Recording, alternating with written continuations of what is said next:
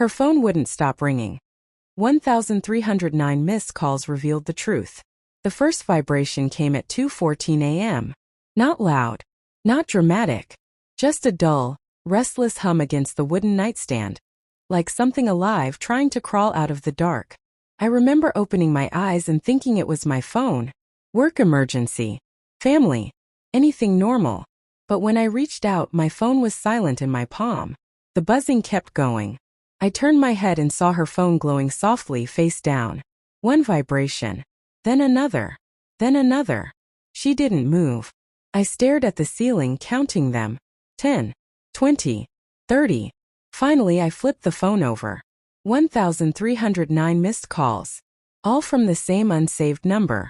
My chest tightened so suddenly it felt like my body knew the truth before my mind could catch up. In the weeks before that night, I had already been training myself not to notice things. Her phone always on silent. Bathroom doors locking. Quick smiles that didn't reach her eyes. She had started saying my name differently. Shorter. Rushed, like it was something she needed to get through instead of something she enjoyed saying. Work's been crazy, she told me. Everyone's stressed. I'm just tired. And I believed her. Or maybe I needed to. Because the alternative, that the woman I had built a life with was slowly stepping out of it, felt unbearable. Still, small things piled up. She stopped leaving her phone on the couch. She took calls in the car. She laughed at messages she never showed me. I told myself I was being insecure. I reminded myself of our history. Late-night talks, inside jokes, the way she used to reach for my hand without thinking. Love makes you generous with excuses. That night, as her phone kept vibrating in my hand, all those excuses collapsed. I didn't wake her right away. I scrolled.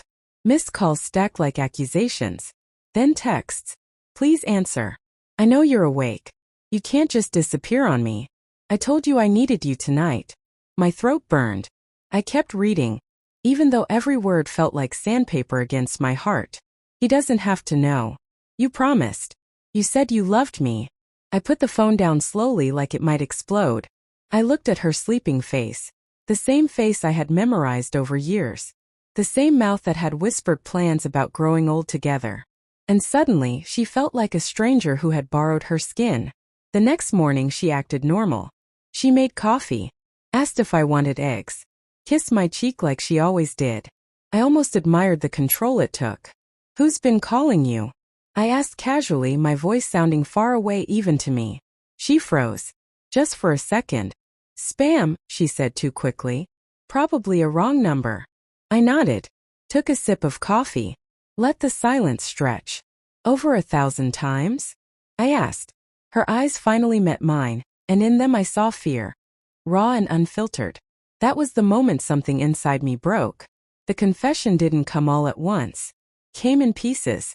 In half-truths and justifications. It didn't mean anything. I was lonely. You've been distant too. Each sentence landed like a separate betrayal. She told me it started with conversations. Late nights. Compliments she hadn't felt in years. Someone who listened. I wanted to scream that I had been there the whole time. That I was listening. That I was trying. But I also saw her guilt. The way her shoulders caved inward. The way her voice shook when she admitted she didn't know how it went so far. She wasn't a villain. She was human. And that almost hurt more. After she confessed, the house felt haunted. Every memory turned sour. The couch where we watched movies. The kitchen where we danced while cooking. The bed where she had slept peacefully while someone else begged her to answer his calls. I loved her. That didn't disappear instantly. But trust, real trust, once shattered, doesn't glue back together cleanly. It leaves sharp edges. I lay awake nights wondering if love was enough. Wondering if staying meant losing myself one quiet compromise at a time. In the end, it wasn't anger that made me leave. It was clarity. The night I packed my bag, her phone buzzed again on the counter. This time she didn't reach for it. Neither did I. I kissed her forehead, not as a husband, but as someone saying goodbye to a chapter that no longer fit. I hope you figure out what you're really looking for, I told her. Then I walked out. Now, months later, silence doesn't scare me anymore. I've learned that love without respect is just loneliness in disguise. That ignoring your instincts doesn't make problems disappear.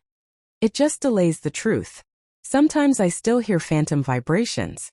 Sometimes memories still ache. But I sleep through the night now. And my phone doesn't ring with lies anymore.